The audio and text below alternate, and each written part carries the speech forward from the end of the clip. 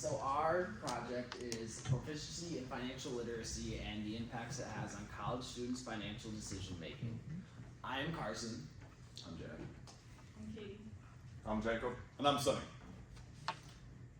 Throughout our presentation, we will be covering introductions, which include statistics and research objectives. Research questions, so that'll be the independent variables and then the dependent variables along with some statistics. After that, Jake and I will move on to the survey plan. I will be covering the objective and target audience, the survey structure and question types, and then And I will be doing the survey content and timeline. And then I will be discussing our sample plan, which includes things such as our sample size, our demographics, and how we will be distributing our survey. So, on to our introduction.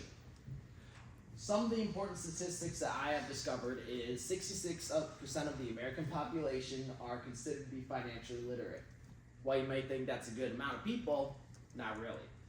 That number drops significantly to 40% within college students.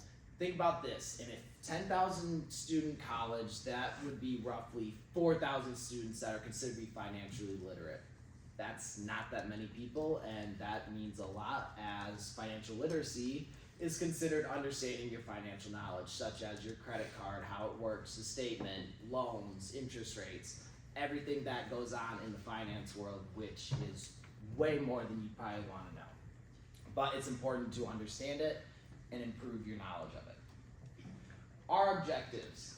We want to identify the state of financial literacy within college students. So what we want to do is understand what you know and don't know. So then we can help institutions by presenting this information and tell them we will feel like, you know, you need to cover this in a class, maybe a personal finance class like he was discussing earlier. Just this area, so then we can have institutions helping out students so they're not walking into their future, you know, with college debt and not knowing how to pay it off, getting a credit card, not understanding what their interest rate is and how it's impacting them. You know, everyone here is going to buy a house at some point. You need a home loan, car loans. It's important to understand all this information. So that brings us to our research question. We have two independent variables and one dependent variable. The first one is the extent of financial knowledge college students have. And the first one, we will determine if students have an understanding of budgeting, investing, and debt management. The second one is how students are able to handle their finances while in college, and this will determine if students are able to make smart financial decisions such as spending and saving habits, and how they choose to spend and save. And our dependent variable is the extent to which financial literacy proficiencies have impacted college students' financial decision making.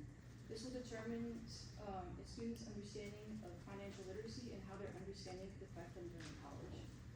So while surveying students, we might find that students have no knowledge, limited knowledge, or full knowledge on financial literacy. But statistically speaking, many students have no understanding or limited understanding of financial literacy. That brings us to 1 in 5 students are unaware of how much debt they will be in after college, and 23% of students have credit card debt, and 14% of the students have car loans while attending college. okay. So moving into the survey plan. So our objective is to assess how financial literacy impacts college students' financial decision making. That's what we've been covering. Insights that we hope this provides is that it can suggest if improving financial education leads to better financial choices. So we want to know, what do you guys know? What needs to be taught, let's say here at Northern, that would help you or prepare you better to like move out into the world? And then obviously our target audience is undergraduate students here at NMU. So survey structure, the first question that we have is just a general consent form. It's just, you know, you have to agree to participate to the survey. It's going to be completely anonymous. It's going to tell you how long it's going to take and that you're allowed to leave at any time you want. The question types, questions will assess how often students engage in certain financial behaviors, just like budgeting, saving, and debt management. And then Jacob will get a little bit more into detail with those questions. Where you can be using a lot of matrix tables like this. We found that it was just the fastest way because we have a lot of like jargon to cover. So we want to know what terms students do know. So matrix tables were the easiest way to go about that. Yep, and our survey content, we're gonna start with the easy question and then we're gonna move to the deeper one. We're gonna ask about demographics, that's those easy questions. What's the age, major, year of study, employment status. Then we're gonna have like a scale from 1 to 10. What young student think their financial literacy is. And then we're gonna see if they're familiar with the financial terms. And then we're gonna ask also about the financial behaviors, if they rather spend money on books or social activities or some and stuff like that. And the timeline is gonna be in week 1. We're gonna finalize survey and logistics. We're gonna generate a QR code and the link. Then we're gonna distribute the survey and then analyze and review the data. Now, in discussing our sample plan, we believe that at a minimum to attain an adequate amount of data, we need to survey at least 100 people. However, in order to minimize things like potential sample error and to maximize things like our confidence interval, we want to shoot for a greater goal of about 250 to 300 people. Now, the population of study that is of concern, of course, is the undergraduate students, both here at NMU, but potentially at other campuses as well. And the only requirement for such survey participation is that undergraduate status. Otherwise, we basically want to interview just about anybody on campus, which leaves a very broad population of candidates to potentially interview. We feel that this particular demographic is the best group to study due to the fact that at such an age and at such a point in time, like going to college at say 18 or 25, this is the first time that students are exercising their own independent financial responsibilities. This is the first time for many students to be dealing with such pressures like car loans perhaps, or credit cards, or student loans. And as such, this knowledge is going to be new to them, and that's why we want to assess how much financial knowledge they have at such a point in time. Now, we can go to the next slide here.